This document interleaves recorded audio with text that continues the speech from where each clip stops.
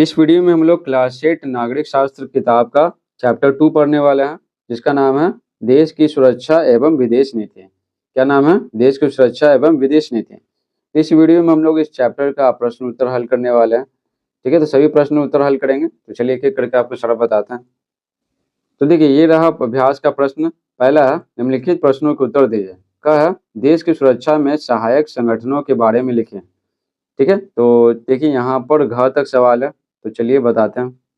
तो देखिए उत्तर लिखेंगे, सेनाओं के तीनों अंगों के अतिरिक्त कुछ अन्य संगठन हैं, ठीक है, जो देश की सुरक्षा के लिए कार्य करते हैं। ठीक है, तीन अंग मतलब क्या होता है? एक क्या होता है? थल सेना होता है, जिसको इंडियन आर्मी कहते हैं। फिर क्या देखिए, थल मतलब क्या? जमीन। ठीक है, थल सेना जमीन पे कार्य करेगी। वायु सेना क्या? हवा में कार्य करेगी। ठीक है, और एक जल सेना होती है, जिसको नेवी कहते हैं। वायु सेना के एयरफोर्स कहते हैं। ठीक है, थल सेना को आर्मी कहते हैं, वायु सेना को एयरफोर्स कहते हैं, और जो जल सेना होती है उसको नेवी कहते हैं। ठीक है, तो ये तीन हो गए सेना, ये तो बहुत मेन है। ठीक है, तीनों बहुत मेन है। ठीक है, उसके अलावा भारत के अंदर भी तो सुरक्षा व्यवस्था देखना है। हाँ, तो उत्तर लिखेंगे यहाँ पे आगे, सेनाओं के तीनों अंगों के अतिरिक्त कुछ अन्य संगठन है जो देश की सुरक्षा के लिए कार्य करते हैं। देश की अंतर्राष्ट्रीय सीमाओं पर स्थायी रूप से चौकसी का कार्य सीमा सुरक्षा बल नामक संगठन करता है। ये सीमा, ठीक है, अपने भारत देश के सीमा है ना, दूसरे देशों के साथ लगता है, तो वो सीमा का सुरक्षा करता है कि कोई अंदर ना आ जाए अपने देश के अंदर। समुद्र तट की सीमाओं की सुरक्षा में तट रक्षक संगठन कार्य करता है, समुद्र तट। ठीक है, तीसरा महत्वपूर्ण संगठन प्रादेशिक सेना या नागरिकों का एक संगठन है। ठीक है, इसमें देश की सुरक्षा कार्य में भाग लेने के इच्छुक नागरिक अपने खाली समय में सैन्य प्रशिक्षण ले सकते हैं। ठीक है, ये हो गया प्रादेशिक सेना। चौथा संगठन है नेशनल कैडेट कोर, जिसको एनसीसी कहते हैं। इसमें बालकों के साथ साथ बालिकाओं का भी डिवीजन है। ठीक है, तो दशहरा में देखते होंगे, ठीक है, या फिर विभिन्न अवसरों पे ना, ये जो एनसीसी के जो विद्यार्थी हैं वो क्या करते हैं? सुरक्षा व्यवस्था देखते हैं। केंद्रीय औद्योगिक सुरक्षा बल सीआईएसएफ एक अर्धसैनिक बल है, जिसका मुख्य कार्य सरकारी कारखानों एवं अन्य सरकारी उपक्रमों को सुरक्षा प्रदान करना है। ठीक है, इसलिए इसको बोलते हैं औद्योगिक, है ना, केंद्रीय औद्योगिक सुरक्षा बल। उसके बाद है सीआरपीएफ, केंद्रीय रिजर्व पुलिस बल। ठीक है, भारत के केंद्रीय सशस्त्र पुलिस बलों में सबसे बड़ा। और हो गया राष्ट्रीय सुरक्षा गार्ड एनएसजी, गृह मंत्रालय के निरीक्षण में, ठीक है, कार्य करती है, यानी काम करती है। और ये सीआरपीएफ है ना, जैसे बाढ़ आ गया, सुखाड़ आ गया, स्पेशली बाढ़ आ गया, तो ये सब क्या, हेलीकॉप्टर से लोगों को सुरक्षा व्यवस्था मुहैया कराती है। ठीक है, जो भी सामान होती है ना, दूध हो गया, ठीक है, खाने का सामान हो गया, स्वच्छ पानी की बोतलें हो गया, ये सब। देखिए, विश्व में शांति स्थापित करने के लिए भारत ने किस नीति का समर्थन किया? तो उत्तर लिखेंगे, विश्व में शांति स्थापित करने के लिए भारत ने गुट निरपेक्षता की नीति का समर्थन किया। ठीक है, गुट निरपेक्षता। ठीक है, कि हम कोई गुट नहीं बनाएंगे। ठीक है, आगे देखिए, पंचशील क्या है एवं इसके सिद्धांत कौन कौन से हैं? तो देखिए उत्तर लिखेंगे आगे, देश के प्रथम प्रधानमंत्री पंडित जवाहरलाल नेहरू युद्ध के स्थान पर शांति को महत्व देते रहे। ठीक है, युद्ध के स्थान पर शांति को महत्व देते रहे।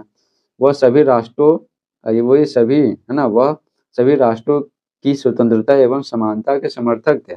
इसलिए किसी भी राष्ट्र के आंतरिक मामले में हस्तक्षेप करने के भी विरुद्ध थे।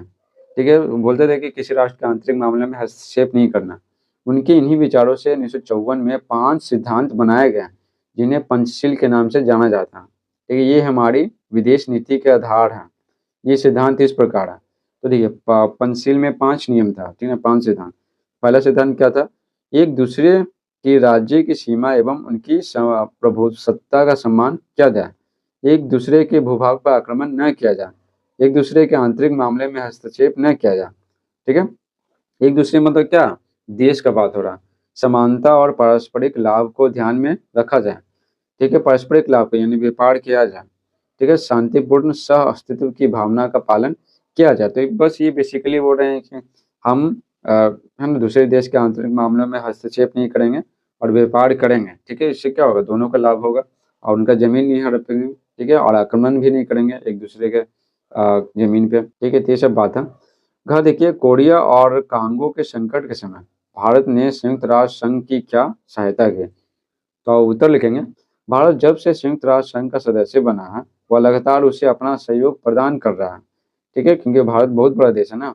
संयुक्त राष्ट्र संघ के निर्देशों के पालन में ही कोरिया के संकट के समय भारत ने एक डॉक्टरी दल भेजा, ठीक है, डॉक्टरी दल भेजा एवं कांगो में संयुक्त राष्ट्र संघ के साथ अपनी सैनिक टुकड़ियां भेजी जो वहां के लोगों की मदद करेगा, ठीक है। तो डॉक्टर भेजा और भारत और सैनिक टुकड़ियां भेजा। दूसरा देखिए, रिक्त स्थानों की पूर्ति कीजिए। कह सेना में भर्ती होने के लिए पहले चयन डैश होती है, पहली क्या होती है, पहले चयन परीक्षा होती है, ठीक है, चयन परीक्षा होती है। समुद्री मार्ग से तस्करी रोकने के लिए डैश संगठन कार्य करता है। तो क्या करता है, कौन सा संगठन, तट रक्षक, ठीक है, तट रक्षक संगठन कार्य करता है। भारतीय सेनाओं का सर्वोच्च कमांडर डैश होता है। तो भारतीय सेनाओं का सर्वोच्च कमांडर कौन होता है, ये राष्ट्रपति होता है, ठीक है, राष्ट्रपति। घ है शस्त्रों की होड़ से डैश की संभावनाएं बढ़ जाती हैं, ठीक है, तो युद्ध की संभावनाएं बढ़ जाती हैं। जब सब देश है ना शस्त्र, ठीक है, मिसाइल बनाएगा, बम गोला बारूद बनाएगा, तो युद्ध की संभावनाएं बढ़ जाती है। तीसरा है निम्नलिखित कथनों जो सही हो उनके आगे सही का चिन्ह लगाइए। क है भारतीय सेना के तीनों अंगों का मुख्यालय दिल्ली है।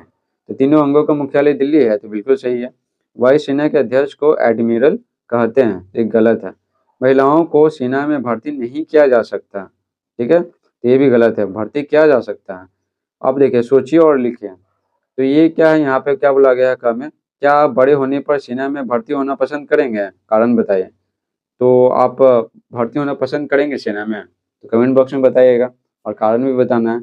आप वायुसेना, नौसेना, ठीक है, और थल सेना में से किस में भर्ती होना चाहेंगे, तो आप बताइएगा, ठीक है, ये तो आपका पर्सनल सवाल है, ठीक है। तो ये दोनों क और ख आपको खुद लिखना है, ठीक है, क्योंकि इसका उत्तर है ना हर विद्यार्थी के लिए अलग अलग होगा, अपनी पसंद के अनुसार वो लिखेंगे।